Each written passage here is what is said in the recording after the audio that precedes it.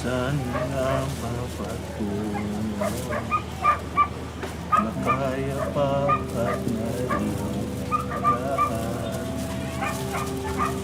ang bagyo ng tadhana ay dinadala ko sa init na isip mo at di ka sabihin ang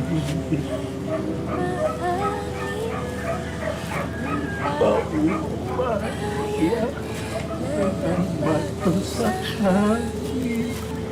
Kung ikatakot ang gulong ng damdamin mo, naririto ako, nakikinig sa'yo. Ito ang dahilan kung bakit ayoko maging bingi anak. Kasi hindi ko narinig yung boses mo pag kumakanta ka. Hindi ko kaya yun. Ayoko maging bingi anak. Hindi po mangyayari yun.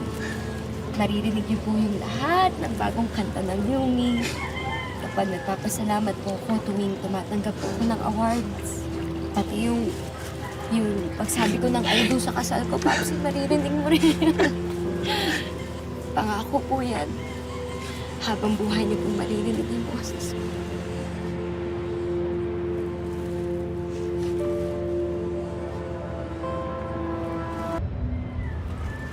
Bebe ko.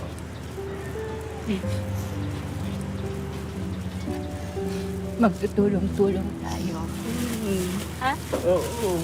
Malalagpasan natin ito. Dapat tuloy-tuloy yung therapy. Tsaka, Papsi, pwede na po tayong lumipat dun sa bago nating tirahan. Talaga, anak. Po, Nay. Alam po, nakapagsimula po tayo ng panibago. Mas magiging okay po kayo po. Kailangan ba? Kailangan pa ba yun, anak?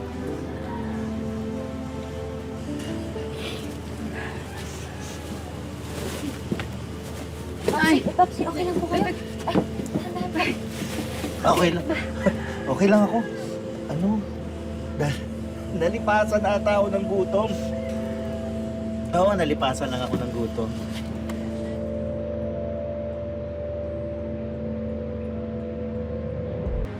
Papsi, okay lang po ba kayo? Wala na po kayo bang nararamdaman? Nahilo pa po ba kayo?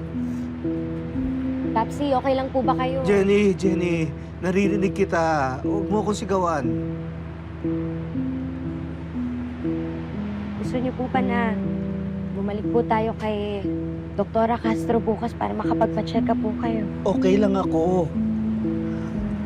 Bakit ba kayo natataranta? Sa Lunes pa yung check-up ko eh. Naniniguro lang kami na maayos ka. Jenny, anak, pakiusap lang, huwag mong babaguhin yung schedule mo, alang-alang lang sa akin, ha? At ikaw naman, Minchi, huwag mo naman ako itratong bata. Tenga ko lang ang may diferensya. Tenga lang, hindi yung pagkatao ko. Papsi naman. Sige na. Para matapos na to, magpapacheck up ako. Lilipat tayo na bahay, gagawin ko ang lahat ng kailangan gawin. Basta lang, huwag niyo lang iparamdam sa akin na may nagbago.